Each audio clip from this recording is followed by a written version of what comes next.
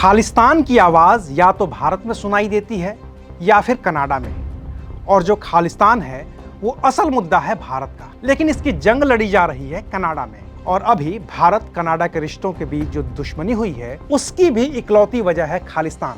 तो आखिर जिस खालिस्तान का भारतीय इतिहास इतने खून खराबे से भरा पड़ा है कि जिसमें प्रधानमंत्री से लेकर मुख्यमंत्री तक की हत्या हो चुकी है, उसकी जड़ें कनाडा तक कैसे पहुंची?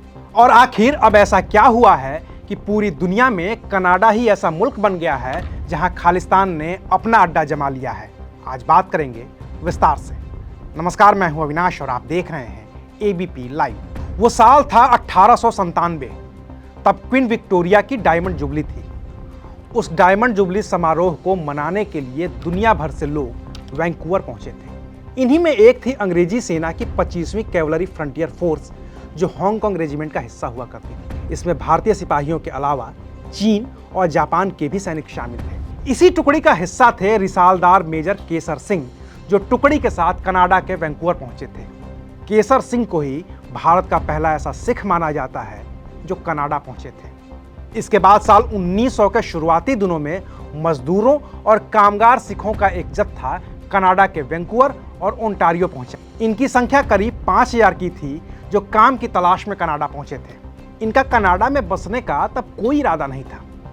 वो सिर्फ इसलिए गए थे कि 4-5 साल वहां काम करें, कुछ पैसे इकट्ठे करें और फिर भारत वापस आ जाएं। अब भारत से जो सिख कनाडा गए उनको काम तो आसानी से मिल गया, लेकिन दिक्कतें तब शुरू हुई जब स्थानीय नागरिकों ने, यानी कि कनाडा के रहने वाले लोगों ने विरोध शुरू किया कि भारत से आए इन लोगों की वजह से कनाडा के स्थानीय लोगों को रोजगार नहीं मिल रहा है। बाकी तो रहन सहन और परिवेश को लेकर भी भारतीय सिखों को कनाडा में मुश्किलें हो ही रही थी। तो कनाडा में थोड़ी सख्ती शुरू हुई और नतीजा ये हुआ कि 1906 तक जहां हर साल करीब 2500 भारतीय सिख कनाडा जा रहे थे, वो 1907-08 में महज दर्जन भर ही रह गए, 10-12 की संख्या। हालांकि जो भारतीय सिख कनाडा में पहुंच गए थे उन्होंने हार नहीं मानी और अपने तई हर मुमकिन कोशिश करते रहे कि वो कनाडा में खुद को मजबूती के साथ बनाए रखें। इसी कोशिश के तहत तमाम विरोधों को दरकिनार कर 19 जनवरी 1908 को कनाडा में सिखों ने पहला सार्वजनिक कीर्तन आयोजित किया। हालांकि तब भारत से कनाडा जो भी लोग गए थे उनमें महिलाएं और बच्चे शामिल नहीं थे। लेकिन बलवंत सिंह को जब कनाडा जाना था तो उनकी पत्नी करतार गर्भवती थी। उन्होंने पत्नी को भी साथ ले जाने की इजाजत मांगी और दलील दी कि उनकी पत्नी की देखभाल करने वाला कोई नहीं है, तो उन्हें पत्नी को भी साथ ले जाने की इजाजत मिल गई। इस तरह से बलवंत सिंह और करतार का जो बच्चा हुआ वो कनाडा में हुआ और उसका नाम रखा गया हरदयाल सिंह। 28 अगस्त 1912 को पैदा हुए हरदयाल सिंह को कनाडा में पैदा हुआ पहला सिख माना जाता है। इस बीच तारीख आई 23 मई 1914।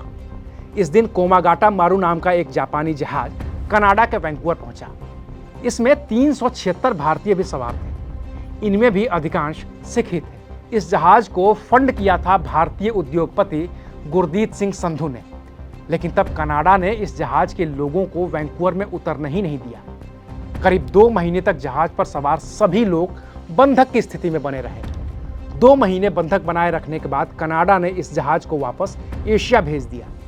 23 जुलाई 1914 को जब यह जहाज भारत के कलकत्ता तट पर पहुंचा तो अंग्रेजों को लगा कि जहाज में विद्रोही हैं जो भारत से अंग्रेजी शासन को उखाड़ना चाहते हैं। दूसरी तरफ जहाज पर बंधक बने लोगों का सब्र भी टूट गया और नतीजा ये हुआ कि अंग्रेजी सेना और जहाज पर सवार लोगों के बीच जंग जैसी स्थिति बन गई। कुल 22 लोग मारे गए।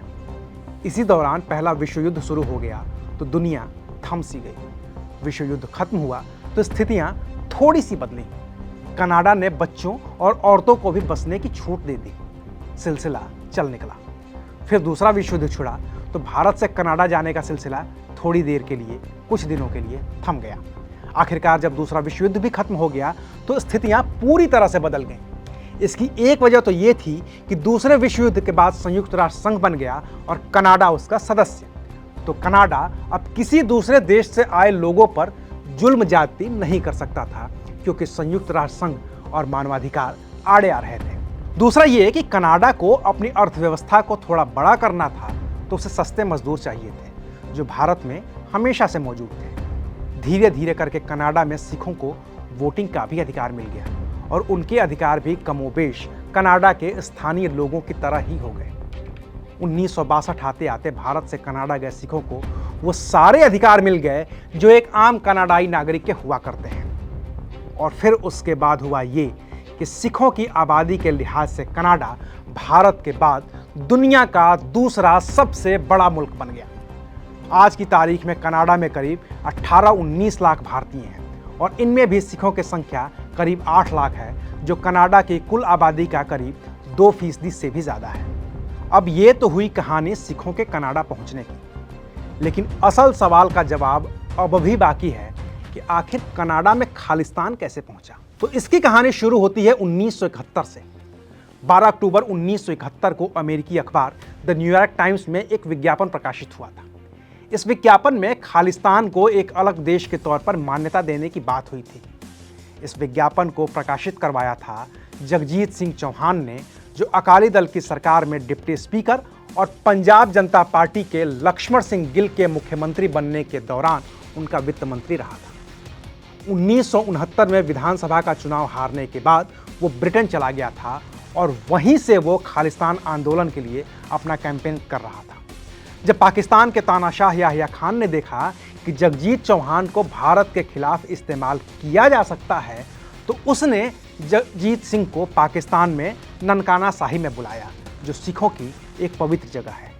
वहाँ से जगजीत सिंह फिर से ब्रिटेन चला गया और उसने खालिस्तान वाला विज्ञापन छपवा दिया, जिसकी वजह से खालिस्तान भारत से निकलकर विदेश तक भी पहुँच गया। इस बीच भारत के पंजाब में 1973 में अकाली दल ने आनंदपुर साहिब रिजोल्यूशन पास करवा दिया था।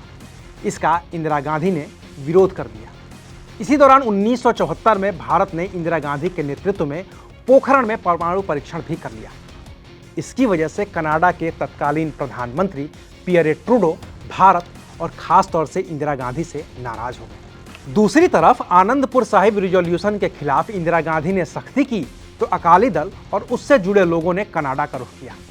तब कनाडाई प्रधानमंत्री पियरे ट्रूडो ने ऐसे लोगों को हाथों हाथ लिया और उन्हें अपने देश में शरण दे दी। अब जो खालिस्तानी भारत में अपनी मांगों को मनवाने में नाकाम रहे थे, वो कनाडा पहुंच गए और कनाडा की सरकार ने इंदिरा गांधी से बदला लेने की नीयत से उन खालिस्तानियों का समर्थन करना शुरू कर दिया। इसी दौरान 19 नवंबर 1981 को पंजाब के एक खालिस्तानी आतंकी तलविंदर सिंह परमार ने पंजाब पुलिस के 2 जवानों की लुधियाना में गोली मारकर हत्या कर दी और कनाडा भाग गया। पियरे ट्रूडो ने उसको राजनीतिक शरण भी दे दी। इंदिरा गांधी ने पियरे ट्रूडो से मिलकर इसकी शिकायत भी की, बताया भी कि खालिस्तान का समर्थन पियरे ट्रूडो को भारी पड़ सकता है। इंदिरा ने पियरे से यह भी कहा कि वो तलविंदर परमार को भारत को सौंप दें, लेकिन पियरे ट्रूडो नहीं माने और इसकी वजह थी कनाडा में सिख समुदाय की वो बड़ी आबादी जो अब वोटर भी थी और जिसके एक धड़े का झुकाव खालिस्तानी समर्थकों की ओर हो गया था। इसी बीच 26 जनवरी 1982 को एक और खालिस्तानी समर्थक सुरजन सिंह गिल ने कनाडा के वैंकूवर में खालिस्तान गवर्नमेंट इन एक्साइल का ऑफिस खोल दिया। उसने खालिस्तानी पासपोर्ट और करेंसी तक जारी कर दी। वहीं भारत में जो खालिस्तान आंदोलन चल रहा था और जिसे कुचलने के लिए इंदिरा गांधी हर मुमकिन कोशिश कर रही थी, उसे कनाडा में बैठे खालिस्तानी समर्थक पूरे सिख समुदाय पर अत्याचार बचाकर पूरी दुनिया में प्रसारित कर रहे थे और कनाडा में बैठे सिखों को भारत की ज़मीनी हकीकत का पता भी नहीं चल पा रहा था। इस बीच भारत में इंदिरा गांधी के आदेश पर ऑपरेशन ब्लू स्टार हुआ। इसमें भारत का सबसे बड़ा खालिस्तानी आतंकी जनरल सिंह भिंडरावाले मारा गया। उसकी मौत का बदला लेने के लिए प्रधानमंत्री इंदिरा गांधी तक की हत्या कर दी गई। इसके बाद पूरे देश में सिख विरोधी दंगे भड़क गए, जिसमें कम से कम 3000 सिखों की हत्या कर दी गई और लाखों सिखों को घर बार छोड़ने पर मजबूर होना पड़ा। बाद में समझौता भी हुआ, लेकिन अलग खालिस्तान की मांग करने वाले चरमपंथी सिखों के एक गुट ने इस समझौते को मानने से इनकार कर दिया। ये वो लोग थे जो खुले तौर पर भिंडरावाले को अपना आदर्श मानते थे और उसके अधूरे काम यानी कि अलग खालिस्तान की मांग को मनवाने के लिए किसी भी हद से गुजरने को तैयार थे। इनमें से ही एक संगठन बब्बर खालसा इंटरनेशनल भी था, जो 1978 में तब बना था जब भिंडरावाले का सिखों के दूसरे समूह निरंकारियों के साथ खूनी टकराव चल रहा था। भिंडरावाले की मौत के बाद बब्बर खालसा ने कनाडा, जर्मनी, ब्रिटेन और भारत के कुछ हिस्सों से अलग खालिस्तान की मांग को बल देना शुरू किया। कनाडा में बब्बर खालसा का नेता वही खालिस्तानी आतंकी तलविंदर सिंह परमार था जो पुलिस वालों की हत्या कर कनाडा भाग गया था।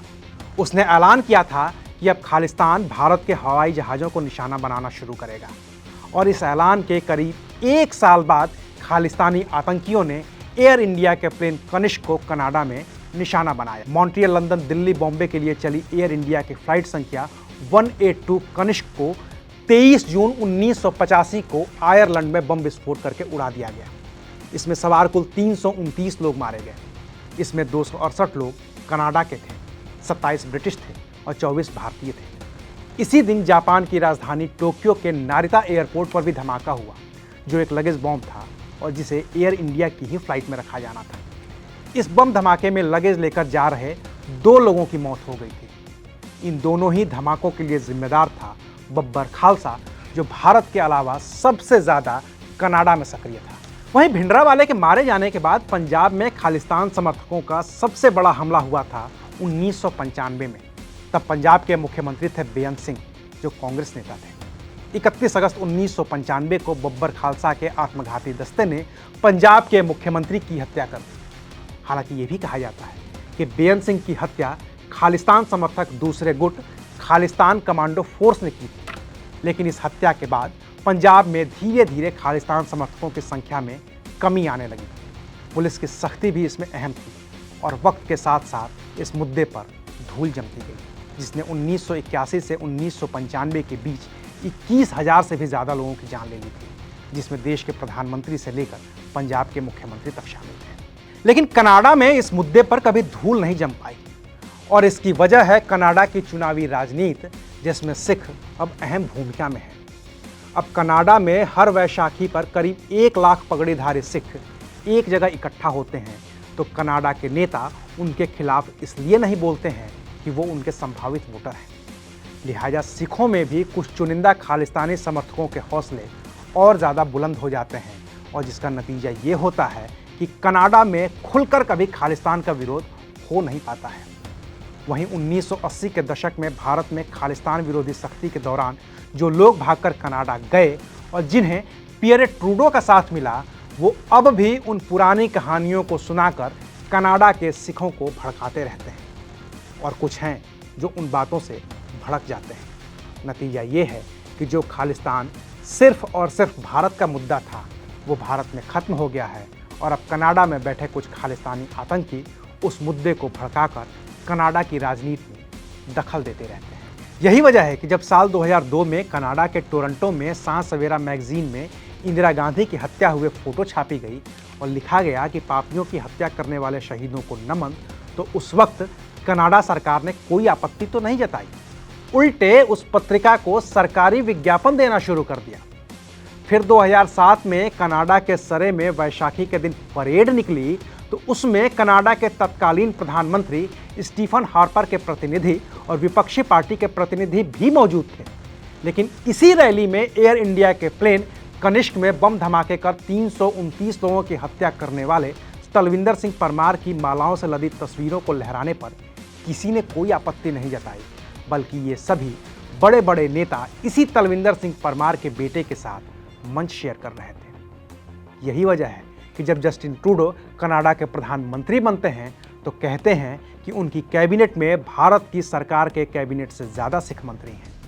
ये वोट बैंक की पॉलिटिक्स ही है जिसने भारत में खत्म हो चुके एक मुद्दे को कनाडा में इस कदर जिंदा रखा है कि खालिस्तान के मुद्दे पर कनाडा के राजनीतिज्ञ या तो चुप्पी साध लेते हैं या फिर उसके समर्थन में खड़े हो जाते हैं।